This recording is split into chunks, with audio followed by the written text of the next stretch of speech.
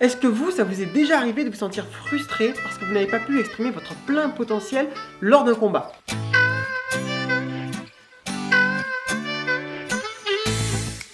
Moi, ça m'est arrivé et j'étais vraiment frustré. C'était la première fois où je passais mon deuxième dan. On avait un exercice de Taninzu Gecko, donc c'est-à-dire deux personnes qui attaquent pendant 3 minutes et puis ça change comme ça.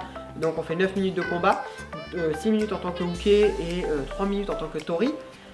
Et lorsque je suis arrivé au dernier passage du Taninzu Gecko, eh bien j'étais essoufflé, je faisais une crise d'asthme en fait.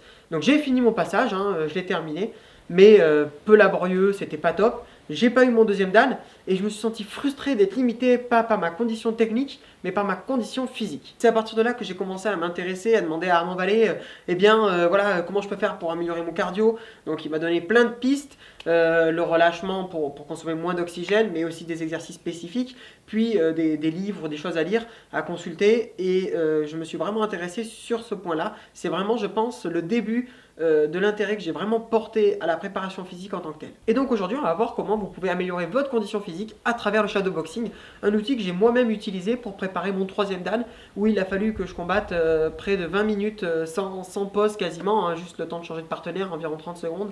On avait pendant 9 minutes par exemple gants, casque, protège-dents. Voilà, donc c'est quand même quelque chose d'assez intense, même si c'est pas du plein contact où on recherche le KO, il y a quand même de l'impact. Et voilà, ça reste intéressant. Donc c'est un outil moi qui m'a vraiment permis de m'entraîner, de me préparer. Pourquoi j'avais choisi notamment cet outil-là? L'année où je préparais mon troisième dan, eh bien j'étais en même temps en tant qu'enseignant stagiaire à Tarbes, donc je ne pouvais pas m'entraîner avec mes partenaires en semaine, donc je faisais pas mal de shadow et des exercices que je vais vous présenter notamment là pour m'entraîner en fait et pas être totalement démuni le jour J. Donc la première chose pour améliorer votre condition physique, lâchez un pouce bleu. Bien, donc maintenant que vous avez lâché le pouce bleu, merci beaucoup. On commence de suite avec la première des 5 astuces que je vais vous donner aujourd'hui. La première, on l'a déjà vu, on a consacré une vidéo à ça, c'est alterner en fait le shadow et des exercices physiques. Alors on vous remet en lien dans le i là-haut la vidéo en question. Mais en gros, moi je vous conseille de faire quoi? Je vous conseille de faire le temps que vous avez de combat à faire. Par exemple, dans mon cas, c'était des combats de 3 minutes, donc je faisais 3 minutes de combat. Après, j'avais compté qu'on avait maximum 1 minute de pause. Et bien cette minute de pause, je faisais soit 1 minute d'exercice, 1 minute de pause, soit je faisais 1 minute d'exercice et pas de pause, soit je faisais 30 secondes d'exercice, 30 secondes de pause. Voilà, ça c'est 3 options que vous pouvez prendre. Qu'est-ce que j'appelle les exercices? Ça peut tout simplement être des squats, des fentes, des pompes, des abdos. Ça peut être des exercices de cardio style jumping jack. Ça peut sauter sur des box, des choses comme ça. Voilà, c'est à vous de voir ce sur quoi vous voulez vous focaliser. Mais j'ai tendance à dire qu'il faut commencer par focus sur les jambes, bien fatiguer vos jambes et continuer à être dynamique sur vos déplacements pendant vos shadows. En fait, tout simplement parce que les jambes, c'est souvent ce qui sont coupés en premier. Et comme on l'a dit dans la première vidéo, les déplacements, c'est la base. Donc il faut continuer, même avec les jambes très fatiguées, à se déplacer. Donc moi, je vous conseille de faire le premier, voire le deuxième exercice, vraiment en focus jambes. Par exemple, des squats lents et après, soit des fentes alternées, soit des jump to box, des choses comme ça. La deuxième chose que vous pouvez faire, c'est utiliser du matériel pour vous muscler, pour vous renforcer.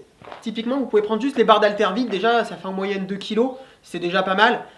Et puis, vous pouvez boxer avec, bam, ici. Alors, pour l'hypercute, c'est hyper intéressant parce que le poids va bien vers le bas. Et comme du coup, vous allez vers le haut, ça fait une bonne contrainte. Pour ici, c'est moins intéressant pour tout ce qui est direct parce que le poids vous tire vers le bas.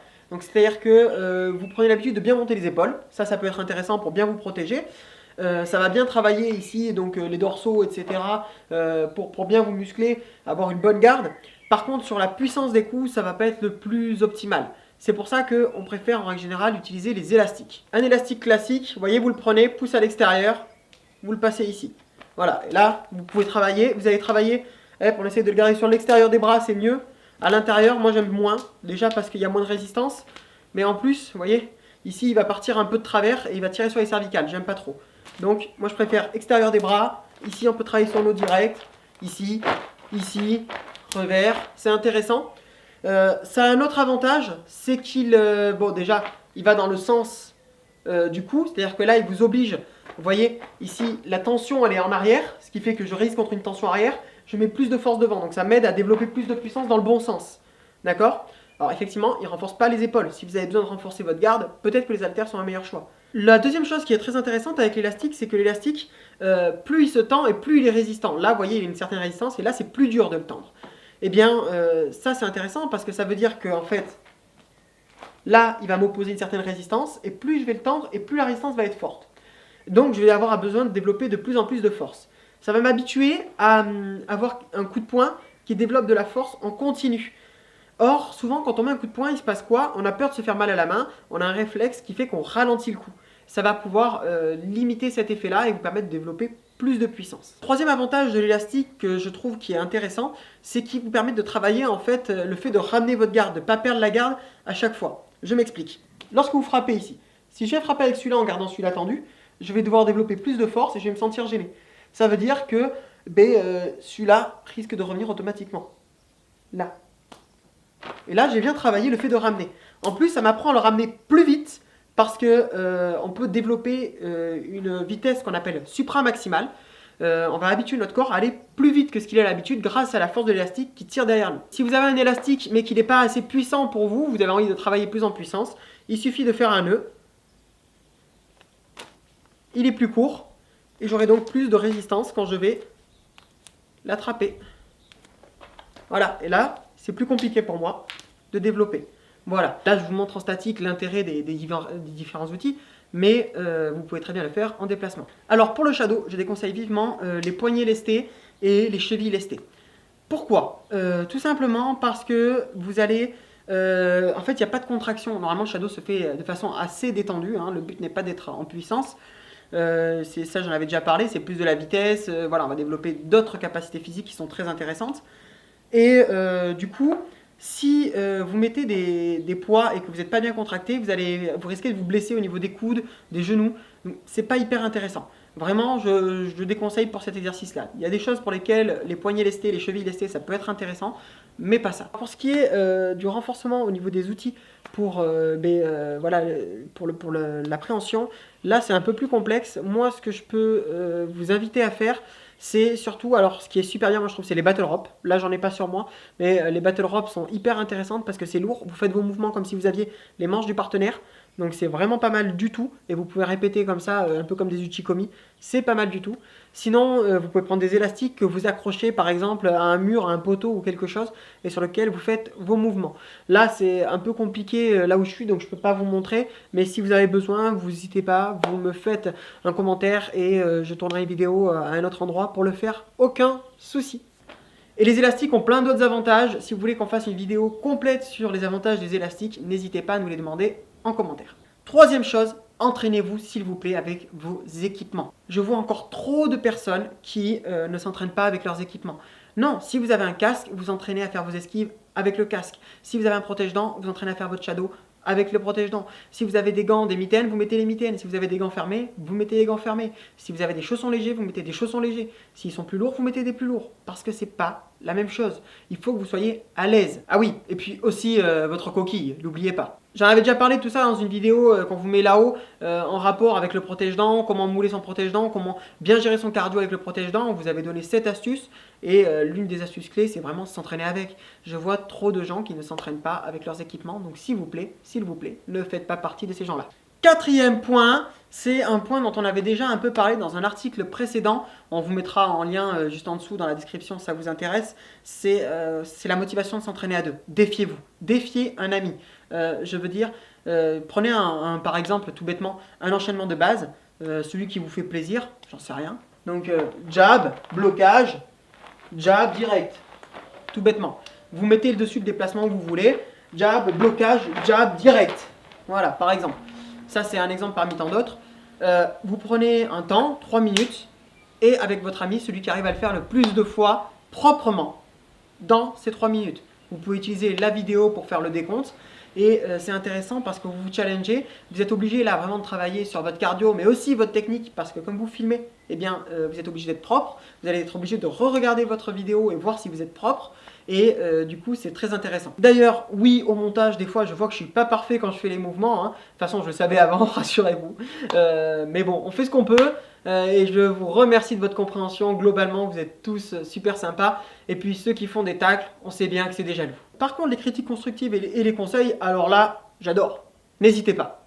Cinquième et dernière astuce de cette vidéo, faites du hit avec du shadow. C'est-à-dire que, par exemple, vous prenez un Tabata, 20 secondes d'exercice, 10 secondes de pause. Je ne sais pas si vous vous rappelez, on a fait une vidéo dessus qu'on vous met là-haut sur un Tabata pour améliorer ses déplacements. Enfin, 2 Tabata d'ailleurs pour améliorer vos déplacements. Et dessus, eh bien, faites du shadow. Vous prenez un enchaînement, on peut prendre le même que tout à l'heure. Donc jab, blocage, jab, cross, ou en japonais, hein, maete, tetsu uke, maete, yakutsuki. Et vous le répétez sur les 20 secondes à fond, le plus de fois possible. Alors c'est pas ce que je viens de faire, hein. Ça c'est pas à fond. C'est-à-dire que vous êtes là. Voilà, on y va le plus de fois possible sur les 20 secondes, 10 secondes de pause. Et vous recommencez comme ça 8 fois. Ça c'est un Tabata. Et vous pouvez prendre le même ou changer. Moi ce que je préfère c'est vraiment prendre le même tout le long. De cette façon, ça me fait vraiment travailler mon geste technique, même quand je suis hyper épuisé, de façon à ce qu'il sorte naturellement même quand je suis crevé. Vous pouvez faire par exemple sur des temps beaucoup plus courts, du 10 secondes d'exercice, 5 secondes de pause. Vous pouvez très bien faire sur du 45 secondes d'exercice, 15 secondes de pause. À vous de voir ce qui vous convient et ce que vous voulez travailler. Parce que à 45 secondes d'exercice, vous ne pourrez pas travailler à la même vitesse qu'à 20 secondes d'exercice. Voilà, c'est à vous de savoir ce que vous voulez travailler. Globalement, plus vous travaillez court, plus vous allez pouvoir travailler sur du travail rapide et intense. Après, sinon vous allez travailler sur quelque chose de plus en résistance et vous habituer à travailler même en étant complètement crevé. Et voilà, cette vidéo touche à sa fin. J'espère qu'elle vous a plu. En tout cas, nous, on apprécie énormément les commentaires. Voilà, vous êtes de plus en plus nombreux à nous soutenir et c'est super, super cool. Demain, on va se retrouver pour parler du rythme et des exercices que vous pouvez faire pour apprendre à dominer le rythme durant le shadowboxing. Parce qu'avec les déplacements, c'est vraiment la chose essentielle qui fait qu'on domine un combat ou pas. Est-ce qu'on arrive à prendre le rythme et à imposer son rythme? Donc n'hésitez pas à vous abonner encore une fois et à activer la clochette pour ne pas louper cette vidéo. Ah oui, avant que j'oublie, si vous voulez travailler votre souplesse, eh bien n'hésitez pas à télécharger notre méthode d'assouplissement en lien juste en dessous ou sur le blog directement. C'est gratuit, vous avez un e-book et une vidéo qui vous permettent de devenir plus souple, mais avec une souplesse donc dynamique notamment, qui est dédiée aux arts martiaux et à la pratique des sports de combat.